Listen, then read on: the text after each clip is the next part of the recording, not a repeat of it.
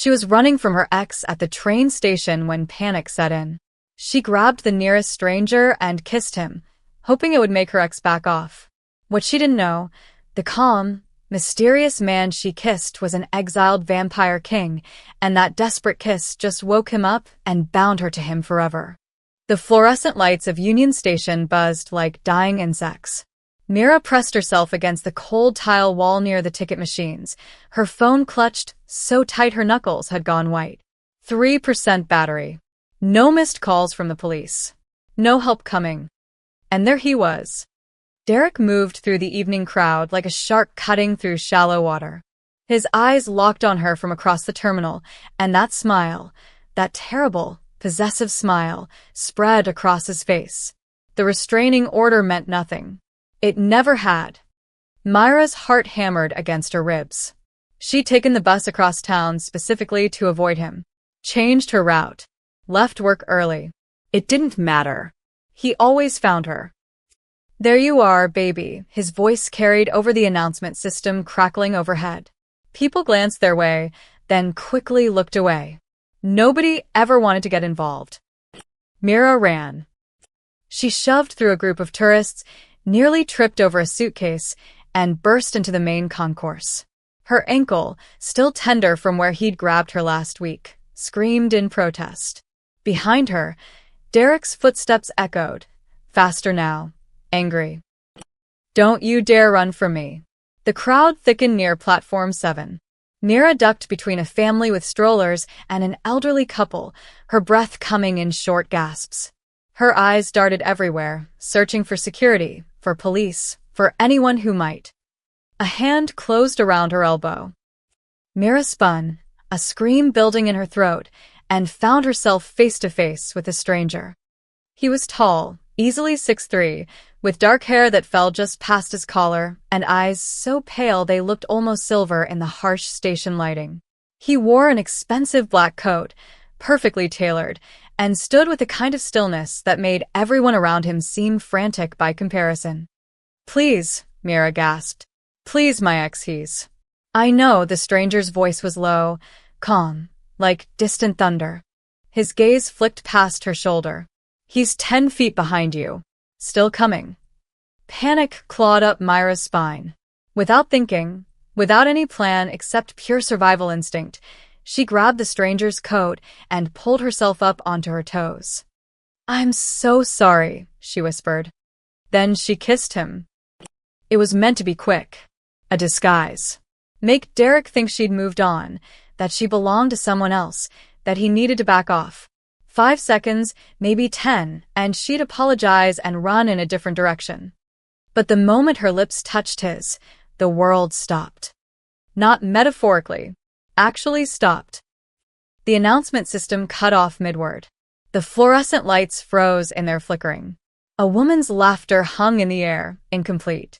A dropped coffee cup suspended itself 3 feet from the ground, dark liquid hanging motionless in mid-splash.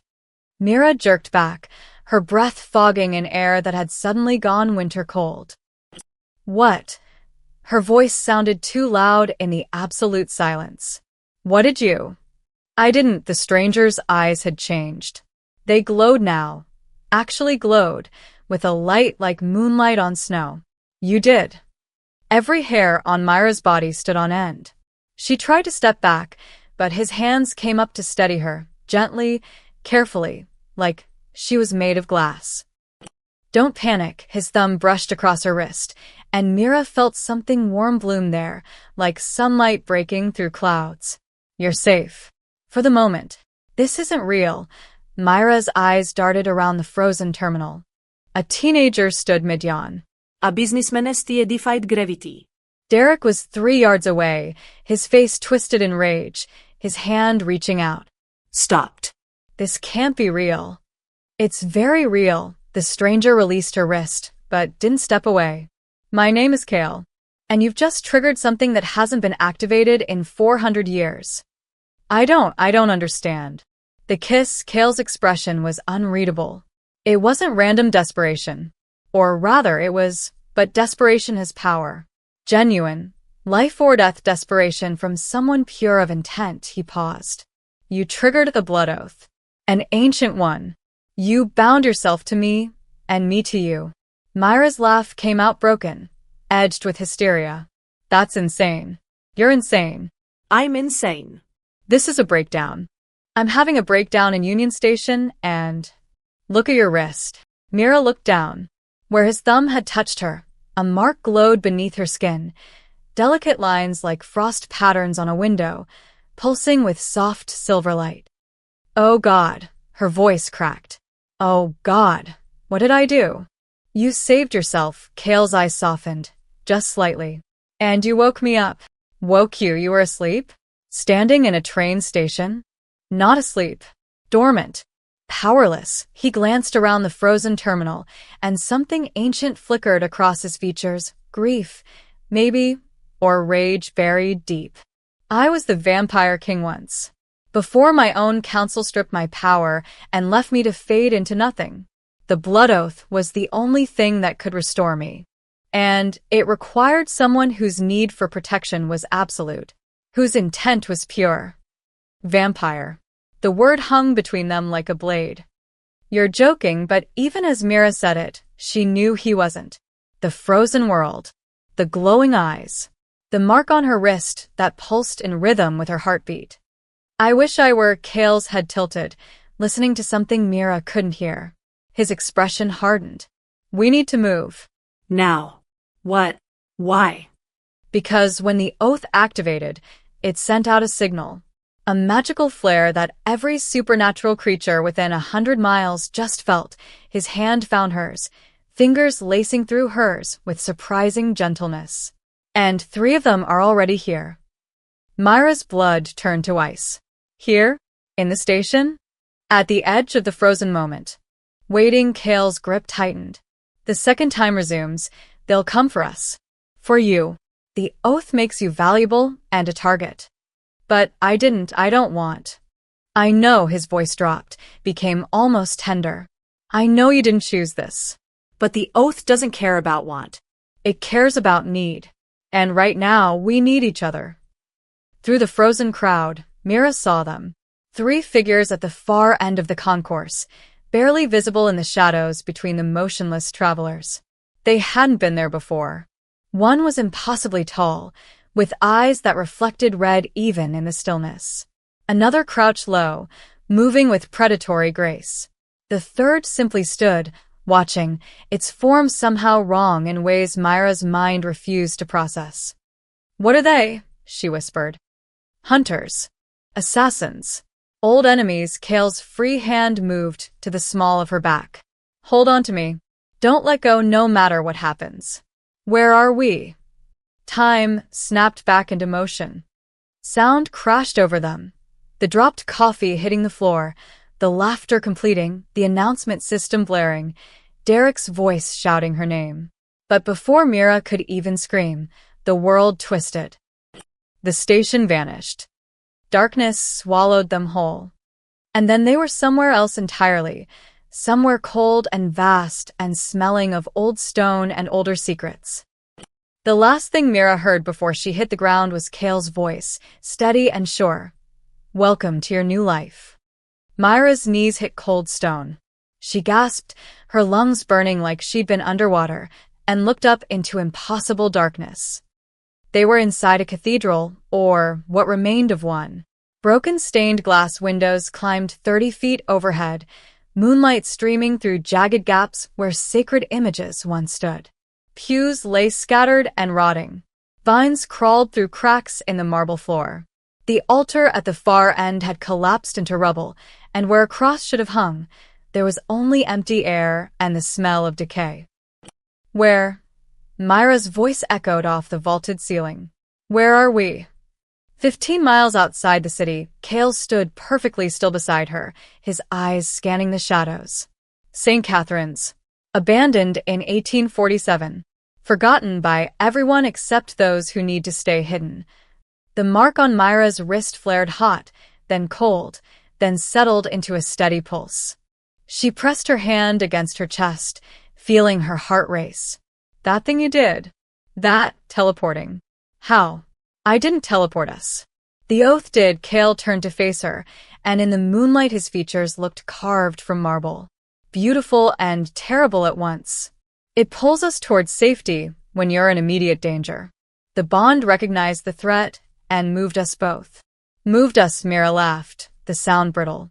Moved us like we're chess pieces. In a way, yes. He moved toward one of the broken pews and sat, the casual gesture somehow making him seem more human. The blood oath isn't just protection magic. It's a contract written in desperation and sealed with genuine need. You needed saving. I needed awakening. Now we're bound until one of us dies, or until the oath's purpose is fulfilled. Myra's stomach dropped. Dies? I won't let it come to that. You can't promise that. You don't even know me. No, Kale's pale eyes found hers. But I know what you did. You grabbed a stranger in a crowded station and kissed him to escape violence. That takes courage. Desperation, yes, but courage underneath. The oath only works with pure intent. If you'd wanted to hurt me, use me, manipulate me, it never would have triggered. Mira wrapped her arms around herself. The cathedral was freezing, or maybe she was just crashing from adrenaline. You said you were a king. The word came out sharp. Past tense. What happened? Kale was silent for a long moment. When he spoke, his voice carried centuries of weight. I ruled the vampire courts for 300 years. Maintained peace between the supernatural realms and kept our existence hidden from humanity. But power makes people hungry. My council, 5 ancient vampires I trusted with my life, decided they wanted that power for themselves. They betrayed you. Spectacularly, his smile was bitter. Used a blood ritual to strip away my strength, sealed me in a dormant state, and scattered my authority among themselves. I've been walking through the world for 70 years, powerless. Barely more than human. Able to see the supernatural world, but unable to touch it. A ghost watching his kingdom crumble. Mira thought about that. 70 years of helplessness. That sounds like torture. It was meant to be. Kale stood, moving to one of the broken windows. They wanted me to watch everything I'd built collapse. Watch humans and supernaturals edge closer to war. Watch my laws dissolve into chaos, he looked back at her. Until you kissed me in Union Station. And woke you up. Partially. The oath gave me back fragments of my original power. Enough to move us here. Enough to be visible again to those who hunt in the dark, his expression hardened. Enough to become a target. Those things in the station will find us eventually. The oath mark on your wrist acts like a beacon when you're afraid. And my enemies, the council, their assassins, every creature who benefited from my fall, they'll all be coming now, he crossed back to her, moving with inhuman grace.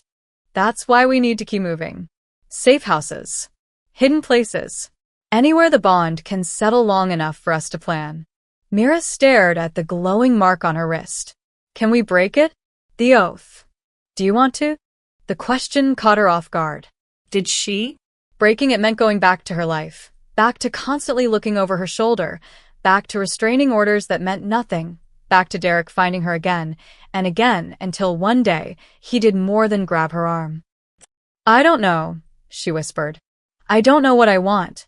This morning I wanted coffee and to make it to work without seeing my ex.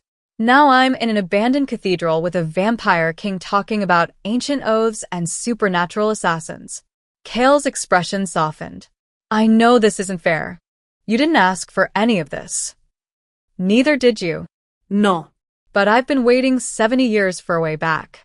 You've been thrown into a world you didn't know existed, he held out his hand. I can't promise you safety. The oath guarantees protection, but it also makes you valuable, and visibility means danger. What I can promise is this. I will fight for you, train you, teach you to survive in this world. And when this is over, when I've reclaimed what was stolen, you'll have a choice. Stay or go. Mira looked at his outstretched hand, at the mark glowing on her wrist, at the moonlight streaming through broken windows in a forgotten cathedral. Behind them, something scraped against stone. Kale spun, his body shifting between Mira and the sound. His eyes blazed silver white, and for the first time, Mira saw his teeth, perfectly normal except for the canines, which had elongated into elegant, lethal points. "They found us faster than I expected," he said quietly. "Stay behind me." In the shadows near the collapsed altar, something moved. And it was smiling. The creature that stepped into the moonlight wasn't human. Not anymore. It had been once. Mira could see that in its general shape, the remnants of a face beneath skin that looked like old leather. But its movements were wrong, joints bending in directions that made her stomach lurch. Its eyes were solid black, reflecting nothing. "Kale Theron," its voice scraped out like rusted metal. "The Lost King returns." Revenant, Kale didn't move, but Mira felt the temperature drop around him. "You're far from your hunting grounds." "Am I?" The creature's head tilted too far to the left. "Or did something call me here?" Something bright and new and delicious, its black eyes fixed on Mira. The girl smells like fear and power. An intoxicating combination. Myra's wrist erupted in white-hot pain. The oath mark blazed so bright, she could see the bones beneath her skin. She bit back a scream. "Don't look at her," Kale's voice dropped to something ancient and commanding. "Don't speak to her. Don't breathe in her direction." The Revenant laughed, a sound like breaking glass. "You're weak, fallen king. I can smell it. Whatever fragment of power you've reclaimed isn't enough to." Kale moved. One moment, he stood in front of Mira. The next, he was across the cathedral, his hand buried in the Revenant's chest. The creature shrieked, thrashing, but Kale held firm. Silver light poured from his palm, and the Revenant began to dissolve, skin flaking away, bones turning to ash, until nothing remained but a stain on the marble floor. Kale turned back to Mira, not even breathing hard.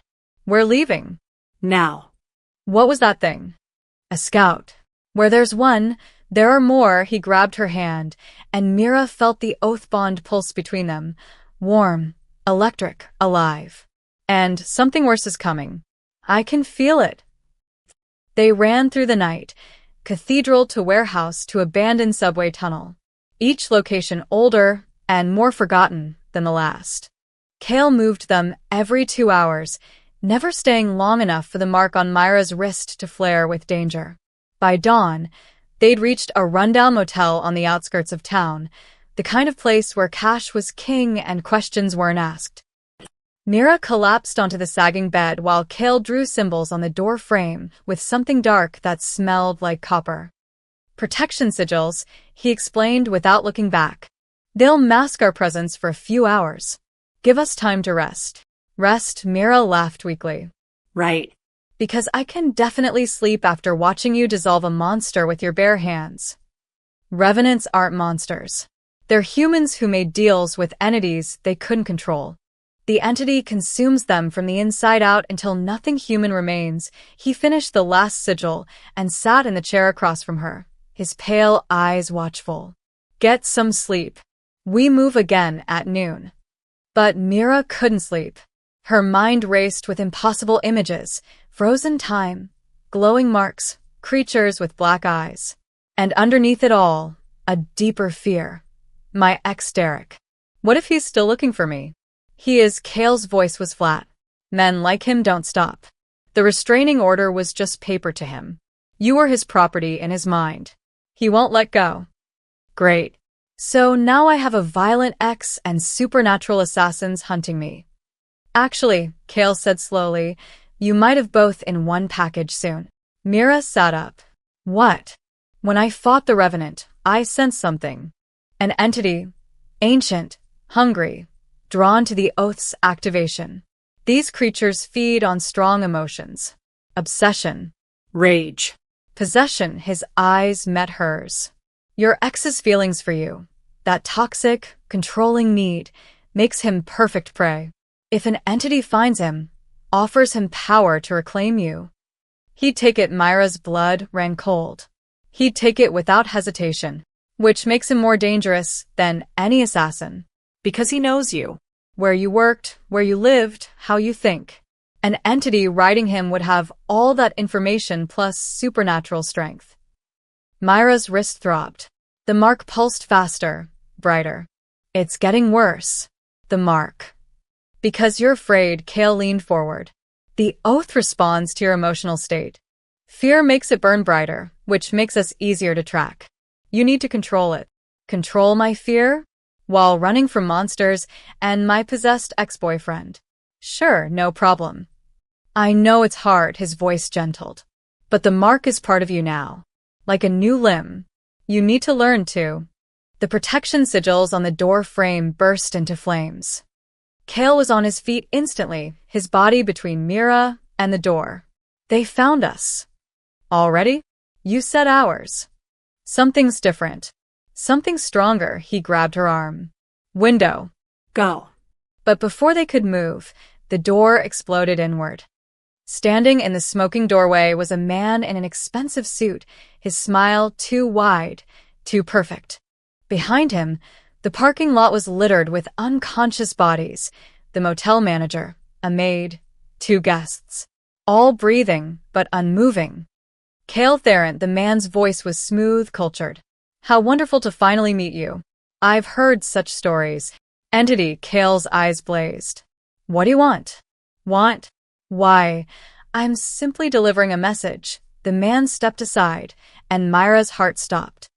Because there, standing in the morning sunlight with eyes that glowed the same unnatural black as the Revenant's, was Derek. Hello, baby, Derek said, his voice layered with something older, darker, wrong.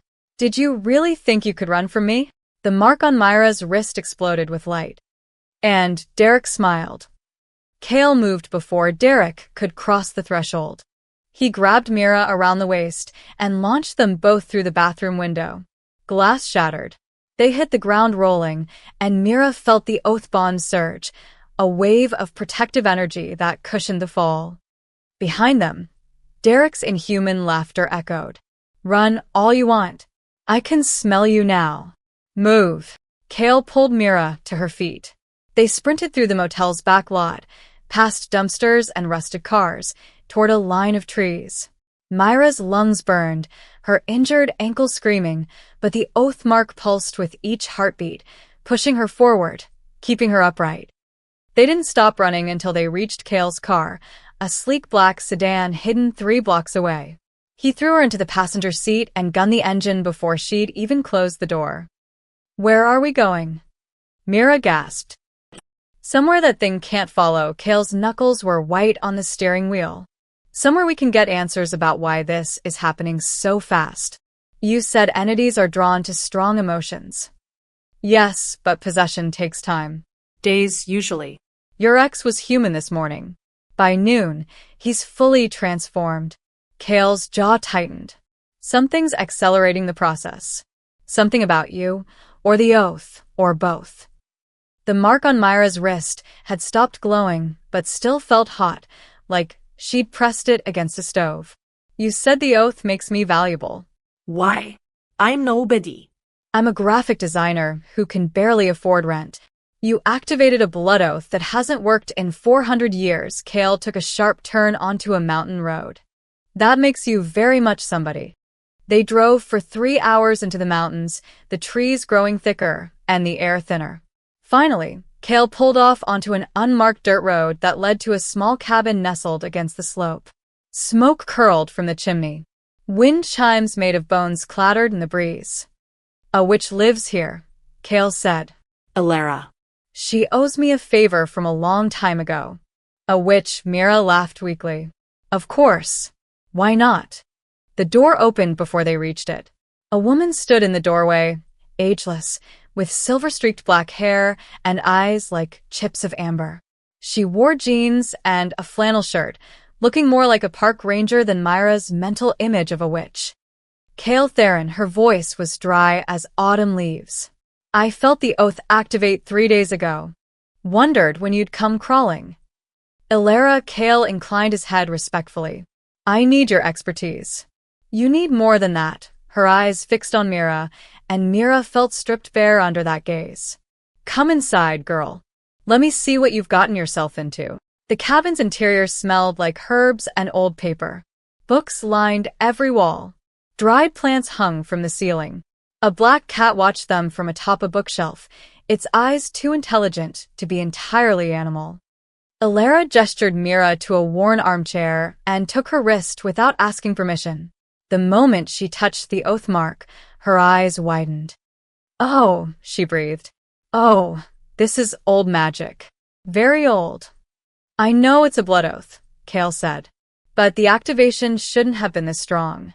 And entities shouldn't be able to track her this easily." Alara traced the glowing lines with one finger, muttering under her breath. She pulled out a magnifying glass etched with strange symbols and studied the mark closely. Minutes passed. The only sound was the crackling fire and the cat's purring. Finally, Alara sat back, her expression grave. "This wasn't random," she said. "The girl isn't just any human who triggered the oath. She's a descendant." Descendant. Mira found her voice. Of what? Of the bloodline that created the original ritual. Alara looked at Kale. 4 centuries ago, when you first commissioned the blood oath spell, you needed a human partner. Someone to anchor the magic, to weave the protection elements. Do you remember? Kale's face had gone very still. Mara. Her name was Mara. Your Mara had a daughter before she died. That daughter had children. The bloodline continued, thin but unbroken. Alara gestured to Mira. This girl carries that same magical signature in her blood. That's why the oath activated so powerfully. That's why enemies can track her. She's not just protected by the magic. She's part of it. Mira felt the floor tilt beneath her. That's impossible. My family is normal. My parents run a hardware store in Ohio. There's nothing magical about us. Magic doesn't announce itself, Alara said gently. It sleeps in bloodlines for generations, waiting for the right moment. The right catalyst. She looked at Kale. The kiss wasn't accidental. The oath was calling to its own. It recognized her blood and pulled you together. Destiny, Kale said flatly. You're saying this was destiny. I'm saying the magic knew what it needed. Alara released Myra's wrist. And here's the danger. The stronger the girl's fear becomes, the brighter the mark burns. Every supernatural creature within 100 miles can sense it. The oath is supposed to protect her, but right now, it's painting a target on her back. Myra's voice came out small. How do I stop being afraid? You don't stop. You transform it. Alara met her eyes. Fear into courage. Desperation into determination. The oath responds to intent, remember? Right now, you're running. When you start fighting, when you choose to fight, the mark will change. It will become a weapon instead of a beacon. Outside, something howled in the distance. Alara's expression darkened. They've found you, even here. Kale moved to the window, his body tense. How many? Enough. Alara began pulling jars from shelves, mixing something that glowed faintly green. I can mask your scent for 12 hours. After that, you're on your own. I suggest you use that time wisely. Where should we go? Mira asked. Kale and Alara exchanged a long look. The underground, Alara said finally. The rogue courts beneath the city. If you want allies and you need them, that's where you'll find vampires who hate your old council as much as you do. The rogues won't trust me. Then make them. Alara pressed a vial into his hand. And Kale? The girl's ex, the entity using him. It's feeding on his obsession. The more she fears him, the stronger he becomes. You need to break that connection. How? Alara's smile was grim. She needs to stop seeing herself as a victim. And that means confronting exactly what she's been running from. The howling grew closer. Mira looked at the mark on her wrist, pulsing like a heartbeat. Time to stop running. The underground city wasn't a city at all. It was a maze of converted subway tunnels, abandoned construction sites, and forgotten basements stitched together beneath the streets. Neon signs flickered in languages Mira didn't recognize. Creatures that looked almost human brushed past her in the shadows, their eyes glowing briefly before disappearing into the dark. Kale kept her close, one hand on the small of her back as they descended deeper. The oath mark had stopped flaring constantly, but it pulsed whenever something dangerous moved too near, which was often. Don't make eye contact, Kale murmured. Don't accept anything offered to you. And stay within arm's reach. What is this place? Refuge for those who don't fit in either world. Vampires cast out from courts. Shifters without packs. Witches who broke their coven's laws. He guided her around a corner where 3 figures crouched over something Mira didn't want to identify. And others who prey on the desperate. They entered what looked like an old speakeasy, velvet booths, a brass bar, jazz music playing from somewhere unseen. But the patrons were wrong. Too pale, too still, too watchful. A woman at the bar had eyes like a cat's. The bartender's reflection didn't match his face. Kale approached a booth in the back where a vampire sat alone, swirling dark liquid in a crystal glass. He was younger looking than Kale, with copper hair and a scar across his throat. Silas, Kale said. The vampire looked up, and his expression cycled through shock, disbelief, and cold anger. You have incredible nerve showing your face here. I need information. You need a lot of things.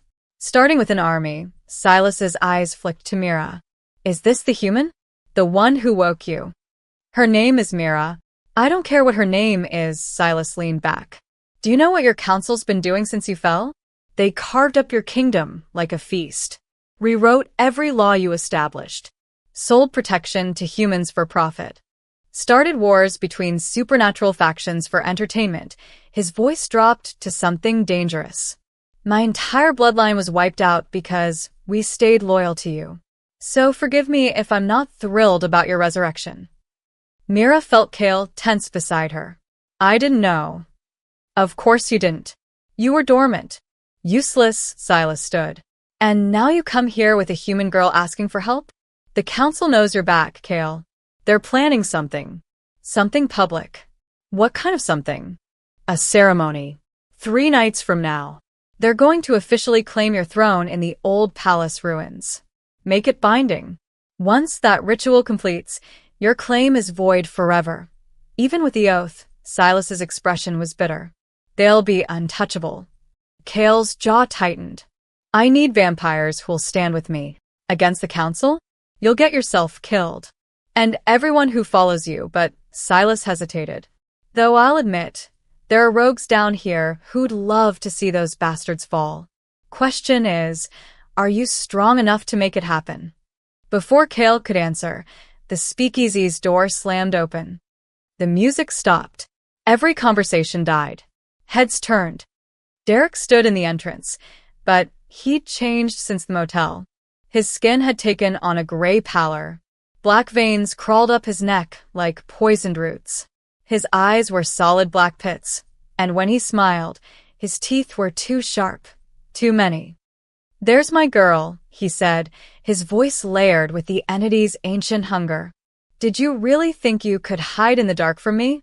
The mark on Myra's wrist erupted in white-hot agony. She gasped, falling to her knees.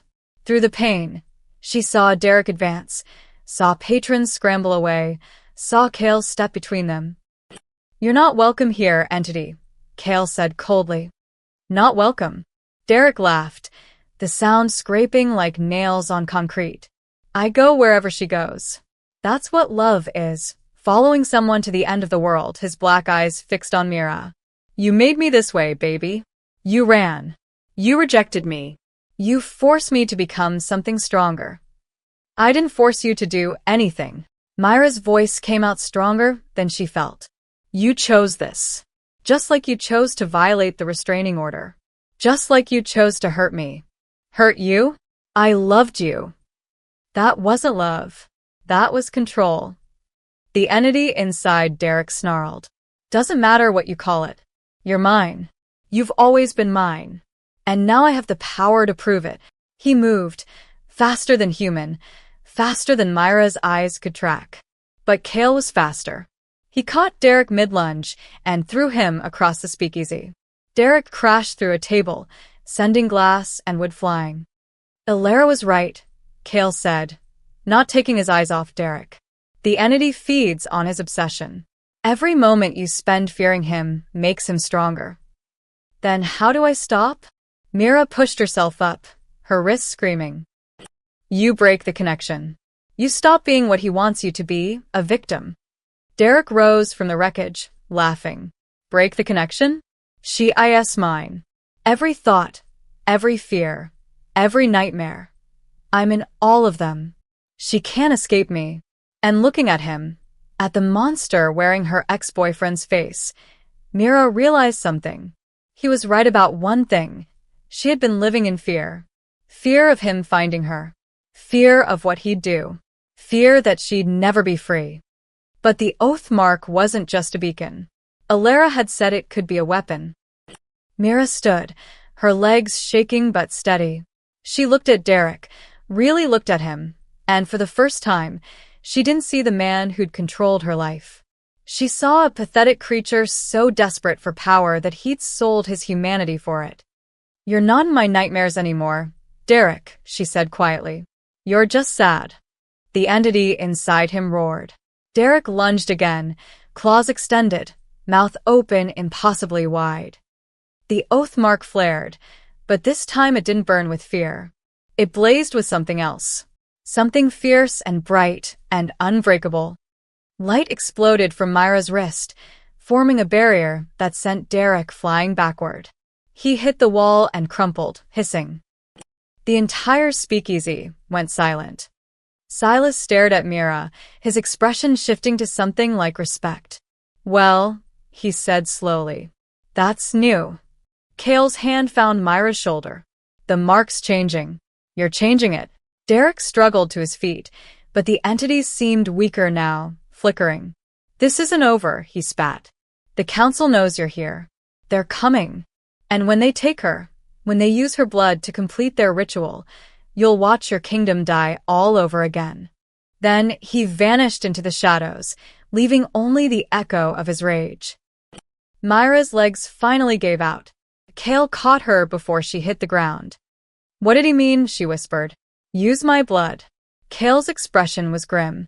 If you're descended from the original bloodline, your blood could be used to corrupt the oath.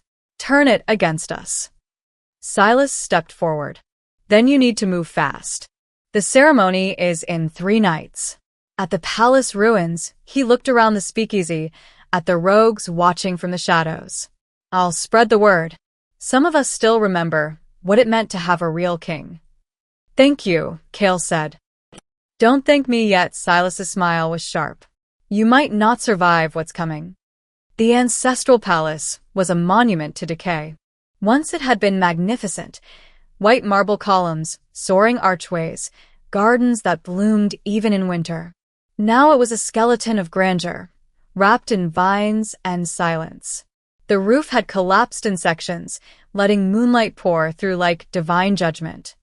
Cale stood at the edge of what had been the throne room, his expression unreadable. I was crowned here, 300 years ago. Mira touched his arm gently. Over the past 2 days, as they'd prepared for this moment, something had shifted between them. The oath bond was still there, pulsing steadily, but underneath it was something more fragile. Something chosen rather than forced. We don't have to do this, she said. We could run. Keep running. And they hunt you forever. Use your blood to cement their power. Cale turned to her, his pale eyes softened. No more running. Not for either of us. Behind them, Silas emerged from the shadows with 24 rogues, vampires cast out, forgotten, loyal to a king who'd protected them once. It wasn't an army, but it was something. Council's already inside, Silas reported. 5 of them plus 24 elite guards. They're preparing the throne room for the ritual. His expression darkened. And there's something else. An entity. Powerful one. Your ex-boyfriend's master, I'd guess. Derek's here? Myra's wrist throbbed. Not just here. He's part of the ritual. They're going to use him as a vessel, let the entity consume him completely, then use that power to fuel their ceremony. Cale's hands clenched into fists. They're willing to unleash an entity into this world just to secure their throne. They're desperate, Silas said. You returning broke their illusion of legitimacy. They need a power display. Something undeniable. Mira looked at the ruins, at the moonlight streaming through broken windows. What's the plan? The oath magic is strongest here, Kale said. Where it was first created, where my bloodline ruled. If we can disrupt their ritual, I might be able to reclaim enough power to challenge them directly. He met her eyes. But it's going to require something from you. What? Trust. Complete trust in the bond, his voice dropped. The oath can be completed fully, not just fragments, but the entire ritual. It would give me back everything they took. But it requires you to willingly merge your courage with my power. No fear. No hesitation. Pure intent. That sounds dangerous. It is. Kale didn't look away. It means binding yourself to me completely. Not just protection, but partnership. You'd be tied to the vampire world forever. There's no going back from that. Mira thought about her old life, the apartment she'd been too scared to return to, the job she'd quit without notice, the normal existence that felt like a lifetime ago. That life had been built on fear, on making herself smaller, quieter, invisible. I'm tired of going back, she said. Let's go forward. They entered through a collapsed section of the eastern wall. The throne room opened before them. Vast, ruined, magnificent even in decay. 5 vampires stood in a circle around the ancient throne, their hands raised, dark magic crackling between them. The council, each one ancient, powerful, draped in stolen authority. At the center of their circle, bound by chains that glowed with sickly green light, was Derek. Or what was left of him. The entity had consumed most of his humanity. His skin was translucent, showing black veins beneath. His eyes wept darkness.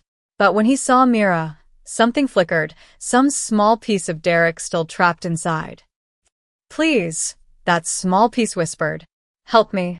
Then the entity crushed it, and Derek's face twisted into a mask of rage. Mine, he roared. She's mine. The lead council member, a woman with silver hair and eyes like chips of ice, turned toward Kale. The Lost King returns. How dramatic, her smile was cruel. You're too late, Kale. The ritual is nearly complete. In moments, we'll absorb this entity's power, cement our authority, and your claim dies with you. Cordelia, Kale's voice was cold as winter. You were my most trusted advisor. And you were weak, compassionate. You made deals with humans, gave rights to lesser vampires, established laws that limited our power. Cordelia's expression hardened. We are apex predators. We shouldn't bow to cattle. Your kingdom was built on mercy. Ours will be built on strength. By unleashing an entity, you'll destroy everything. We'll control it. Use it. And the girl's blood will seal the binding. Cordelia gestured, and 2 guards grabbed Mira before Kale could react. She struggled, but they were impossibly strong, dragging her toward the circle. The oath mark exploded with light, and Mira felt the bond stretch, Kale's rage, his desperation, his ancient power clawing to break free. Now, Kale roared. Silas and the rogues poured into the throne room. Chaos erupted. Vampires fighting vampires, the air thick with blood and magic and violence. Kale tore through the council's guards like paper, moving toward Mira with inhuman speed. But Derek, the entity wearing him, broke free of the chains. Finally, the entity hissed through Derek's mouth. No more pretending. No more human weakness. It focused on Mira with hunger that transcended obsession. Your fear, your blood, your power. I'll consume it all. It lunged. Kale intercepted, slamming into the entity mid-flight. They crashed through a column, marble exploding around them. The entity was stronger, fed by Derek's obsession, by the council's ritual, by weeks of corruption. It pinned Kale to the ground, claws digging into his shoulders. You're still weak, fallen king. Incomplete. Powerless. Myra's wrist burned like fire.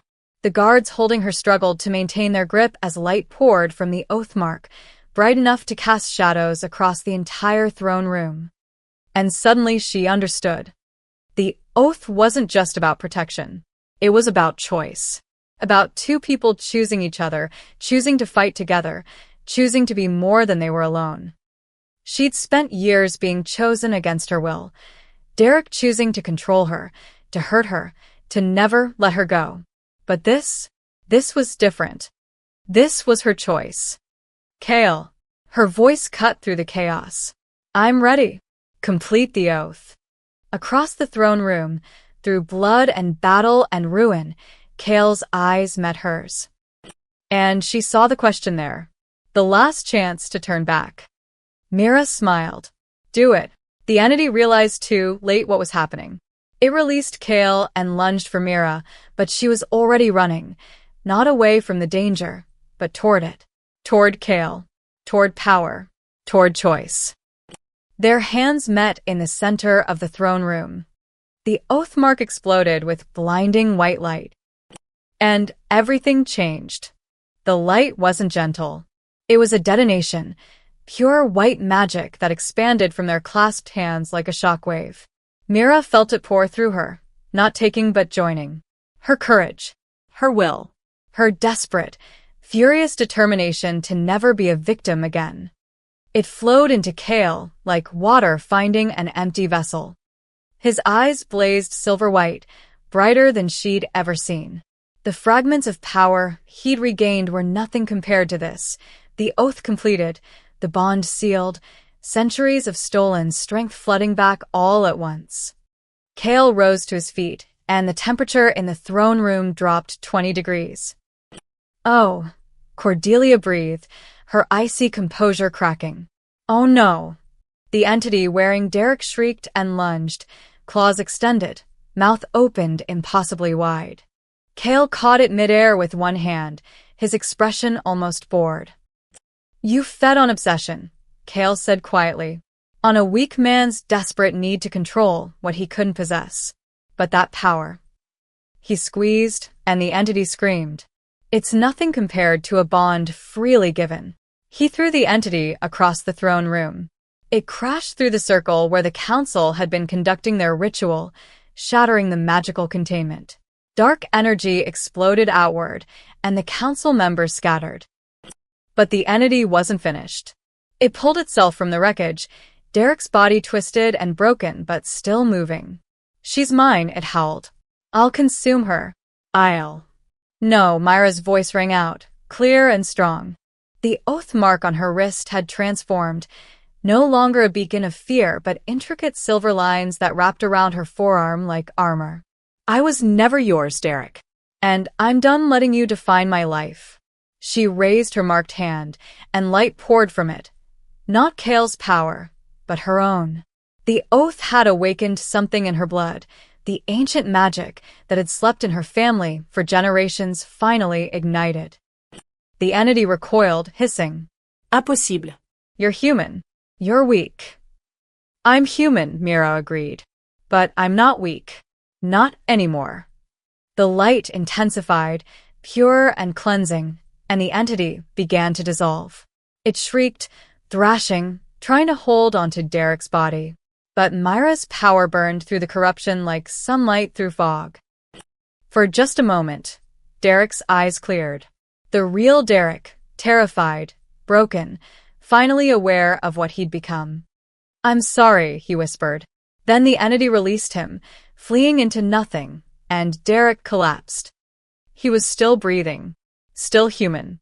The entity had abandoned him to save itself, leaving only a pathetic man who'd traded his soul for power over someone who never belonged to him. He'll live, Kale said quietly. The authorities will find him. His crimes, the human ones, will catch up to him now. Mira turned away from Derek's unconscious form. She'd wasted enough of her life on him. The council was another matter. Cordelia rallied the remaining guards, her face twisted with rage. Kill them. Kill them both. But the rogues had overwhelmed most of the elite guards, and those who remained hesitated. Because Kale wasn't the weakened, dormant king anymore. He stood in the center of his ancestral throne room, power radiating from him like gravity, like inevitability. He was the vampire king again. Fully. Completely. Cordelia, Kale said, his voice carrying the weight of 3 centuries of rule. Marcus, Thane, Helena. Victor, he named each council member, and they flinched as if struck. You betrayed your oath to me, betrayed the kingdom. And for what? 70 years of chaos and corruption. We made the vampire world strong. Cordelia spat. We removed your weakness, your human sympathies. You made it brutal. Kale moved forward, and the council members backed away despite themselves. You made it unstable. You started wars for profit and entertainment. You sold protection like common criminals. His eyes blazed. You forgot what it means to be worthy of power. Marcus, a thin vampire with nervous hands, dropped to his knees. Mercy, my king. We were wrong. We. Mercy? Kale's laugh was bitter. You stripped me of everything and forced me to watch the kingdom crumble. You unleashed an entity into this world, willing to sacrifice countless lives just to keep your stolen thrones. He stopped in front of them, towering, terrible. But I'm not like you. I won't kill you. Hope flickered in their eyes. I'll do worse. I'll let you live, stripped of titles, of power, of status. Exiled to the outskirts where you'll watch me rebuild everything you destroyed. Where you'll see the kingdom flourish without you. Kale's smile was sharp as broken glass. That's mercy. Be grateful for it. His power surged outward, and the council members collapsed, gasping. Mira felt the magic at work. Kale stripping away their authority, severing their connection to the vampire courts, reducing them to nothing. It was over in seconds. The 5 council members, ancient, powerful vampires who'd ruled through fear, lay in the ruins of a throne room, broken and powerless. Silas stepped forward from the shadows, blood on his face but grinning. Well, that was satisfying. Other rogues emerged, dozens more than had fought. Word had spread through the underground. The true king had returned. The corrupt council had fallen. Kale turned to Mira, and the terrible power in his expression softened. Are you all right? She looked at her marked wrist, at the silver lines that had become permanent, beautiful, hers. I think so. I feel different. The oath is complete. You're bound to this world now. To me, he hesitated. I'm sorry. I know you didn't choose. I did choose. Mira took his hand. In the end, when it mattered, I chose this. I chose you. Something passed between them. Understanding, gratitude, something deeper that didn't have words yet. My king, Silas said quietly. What happens now? Kale looked around the ruined throne room, at the rogues who'd fought for him, at the kingdom that needed rebuilding. Now, he said, we start over. 3 months later, the palace looked different. Not restored. That would take years, but alive. The throne room had been cleared of rubble, the collapsed sections reinforced. Lanterns hung from repaired archways, casting warm light across marble that had been scrubbed clean. The gardens were being replanted, and already green shoots pushed through soil that had known only decay for decades. Mira stood in what had once been a queen's chamber, watching workers replace broken windows.